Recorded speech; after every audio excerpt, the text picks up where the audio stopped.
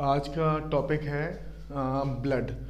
Blood means होता है रक्त। अब हम देखेंगे कि ब्लड में कैसे कैसे क्या क्या चीज़ होती है। ब्लड में कंपोजिशन होता है किसका, प्लाज्मा रहता है ब्लड में 60% और ब्लड कार्पल्स रहते हैं 40%। क्या रहता है ब्लड में, दो चीज़ होती है, एक होता है प्लाज्मा, एक होता है ब्लड कार्पल्स। तो ब्लड कार्पल्स रहते हैं 40% और प्लाज्मा रहता है अपना 60%। ये रहते हैं 3:2 के रेशियो में रहते हैं। किसके रेशियो में रहते हैं? 3:2 के रेशियो में रहते हैं प्लाज्मा और ब्लड कार्पल्स। सबसे पहले तो ब्लड एक कनेक्टिव टिश्यू है। ब्लड क्या है? संयोजी ऊतक है। इकलौता ऐसा संयोजी ऊतक है जो कि तरल अवस्था में मिलता है, यानी कि लिक्विड फॉर्म में इकलौता ऐसा संयोजी ऊतक यानी कनेक्टिव टिश्यू है जो कि लिक्विड फॉर्म में मिलता है हमें। दूसरी बात, एक व्यक्ति के अंदर इतना ब्लड होता है जितना उसका बॉडी वेट का 7%। कितना? बॉडी वेट का, जितना आपका बॉडी वेट है उसका 7% आपके अंदर ब्लड होगा। उसके बाद कोagulation प्रोसेस पर हम सबसे लास्ट में बात करेंगे। ये मैं आपको सबसे लास्ट में बताऊँ कोagulation प्रोसेस क्या होती है। उसके बाद देखो प्लाज्मा रहता है 60%। सबसे पहले मैं आपको प्लाज्मा समझा देता हूँ। उसके बाद अपन देखेंगे प्लाज्मा का कंपोजिशन। प्लाज्मा में क्या रहता है? प्लाज्मा में 90% तो रहता है वाटर। कितना रहता है? 90% वाटर रहता है। 7% प्लाज्मा में प्रोटीन्स रहते हैं। कितने रहते हैं? 7% प्रोटीन्स। 2.1% ग्लूकोज और फैटी एसिड्स रहते हैं। कितना? 2.1% glucose and fatty acids, 0.9% salt. तो ये तो हो गया प्लाज्मा का, जो कि ब्लड का 60% पार्ट है। उस पार्ट का कंपोजिशन है 90% water, 7% protein, 2.1% glucose and fatty acid and 0.9% salt या लवण जिसे हम बोलते हैं। प्लाज्मा का कलर रहता है येलो। कितना कैसा? प्लाज्मा कलर कैसा है? येलो कलर का प्लाज्मा होता है।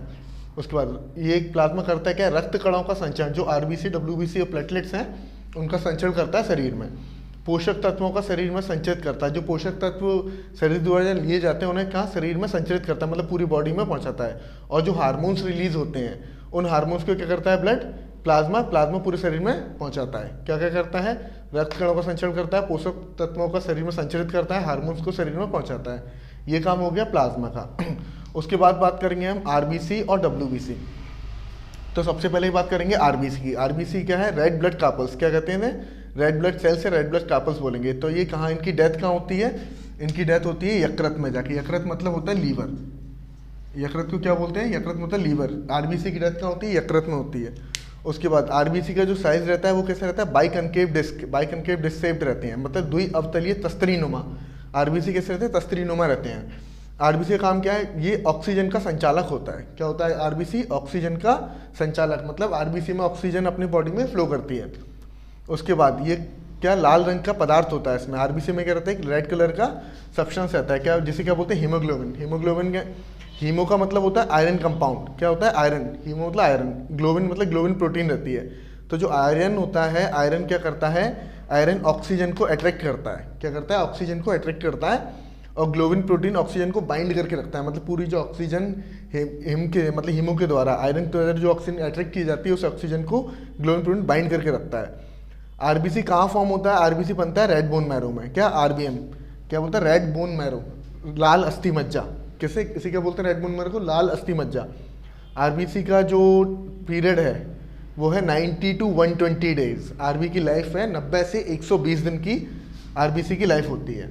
अब अपन बात करते हैं डब्ल्यूबीसी की। डब्ल्यूबीसी क्या? इसकी डेथ कहाँ होती है? यकृत या फिर लीवर। क्या? यकृत को लीवर ही बोलते हैं ना, यकृत या लीवर में जाके होती है।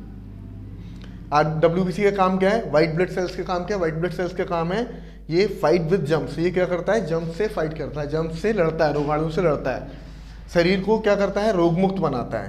कि हमारे जो बॉडी शरीर जो डिसीज से लड़ती है वो क्या कौन करता है? डब्ल्यूबीसी के कारण लड़ती है। रोग प्रतिरोधक क्षमता, मतलब ये रोग प्रतिरोधक क्षमता को बढ़ाता है। उसके बाद डब्ल्यूबीसी को योद्धा या सोल्जर बोला जाता है। डब्ल्यूबीसी को हम बोलते हैं योद्धा या सोल्जर। अब डब्ल्यूबीसी के कंपोनेंट्स क्या हैं? डब्ल्यूबीसी किसकी चीज? डब्ल्यूबीसी बना मैनोसाइट, लिम्फोसाइट, बेसोफिल्स और न्यूट्रोफिल्स, आइसिनोफिल्स।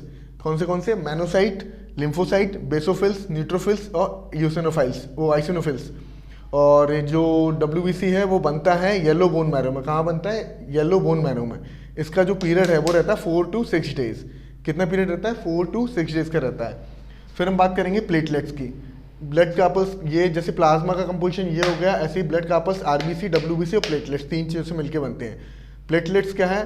सबसे पहले तो इनकी डेथ कहाँ होती है? रक्त या फिर यकृत में। कहाँ? यकृत मतलब लीवर। तो प्लेटलेट्स की डेथ होती है यकृत या फिर रक्त में होती है, मतलब लीवर या फिर ये ब्लड में।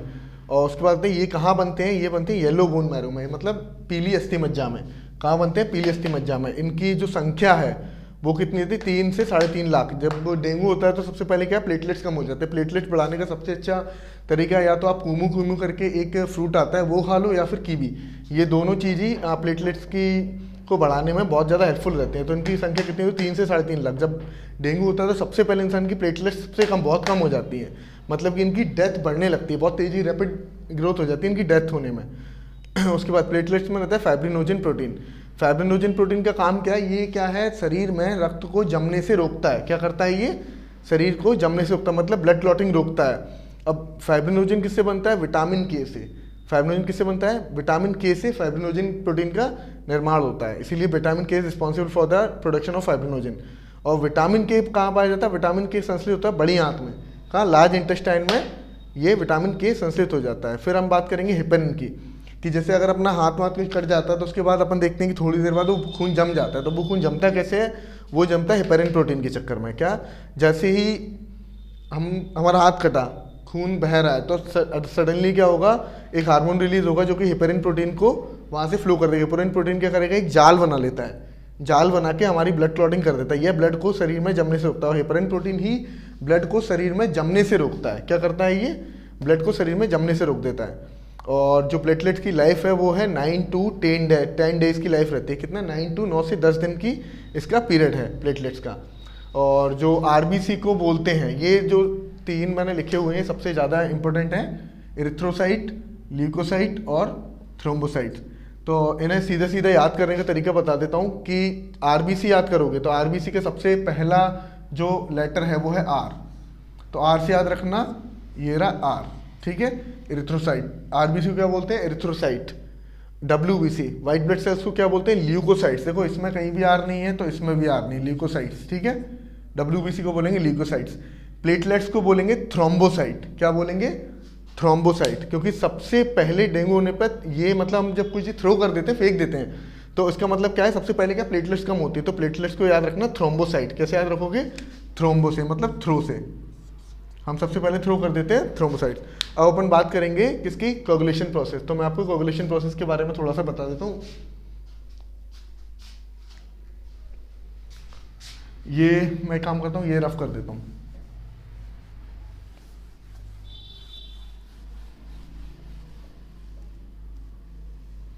जब भी क्या है, हमें किसी को ब्लड डोनेट करना होता है तो हम सबसे पहले क्या करते हैं? सेम ब्लड ग्रुप ढूंढते हैं। कि जैसे अगर किसी बी पॉजिटिव वाले को ब्लड चाहिए तो हम ऐसा ब्लड ग्रुप ढूंढेंगे जो कि बी पॉजिटिव वाले को ब्लड दे पाए। ऐसा नहीं होता कि कोई सा भी ब्लड लिया और डाल दिया किसी की भी बॉडी में। तो कोगुलेशन प्रोसेस का सीधा सीधा कनेक्शन वहीं से है। कोगुलेशन प्रोसेस ये कहती है कि जब हम किसी की बॉडी में, मान लो एक ह्यूमन ये है और एक ह्यूमन ये है, अब इन दो, इस वाले को ब्लड की रिक्वायरमेंट है, इस ह्यूमन को अगर ब्लड की रिक्वायरमेंट है, और दोनों का सेम ब्लड ग्रुप अगर ऐसा है कि दोनों आपस में आदान प्रदान कर सकते हैं तो ठीक है, इट्स ओके। अदरवाइज क्या होगा? मान के चलिए फॉर एग्जांपल, अगर इसका ब्लड ग्रुप ए पॉजिटिव है और इसका ब्लड ग्रुप है ए नेगेटिव, अगर आपने ए पॉजिटिव वाले का ब्लड ए नेगेटिव वाले में डाल दिया तो क्या होगा कि रक्त ना जमने लगेगा इसकी बॉडी में जाके। रक्त एक समय के बाद क्या जमने लगेगा। रक्त जमने से क्या होगा? इसकी आर्टरीज और वेन्स, क्या चीज़? आर्टरीज और veins, arteries and veins. Arteries veins मतलब शिराएं और धमनियाँ। क्या? शिराएं व धमनियाँ। शिराएं और धमनियों में क्या होगा? ब्लॉकेज हो जाएगा। ब्लॉकेज होने के कारण इस व्यक्ति की क्या होगी? मौत हो जाएगी, इस व्यक्ति की मृत्यु हो जाएगी। इस पूरी प्रोसेस को बोलते हैं कोगुलेशन प्रोसेस।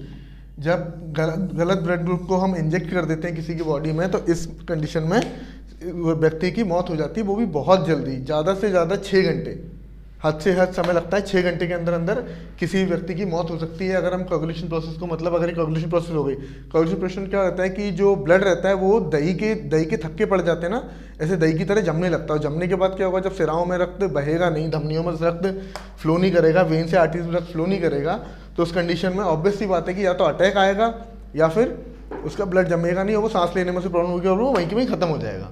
तो आज हमारा ये टॉपिक खत्म हो गया, जिसे हम बोलेंगे ब्लड या रक्त। अब आगे अपन देखते हैं कौन सा टॉपिक करेंगे। अगर किसी टॉपिक की डिमांड हो तो आप कमेंट कर दीजिएगा। Thank you.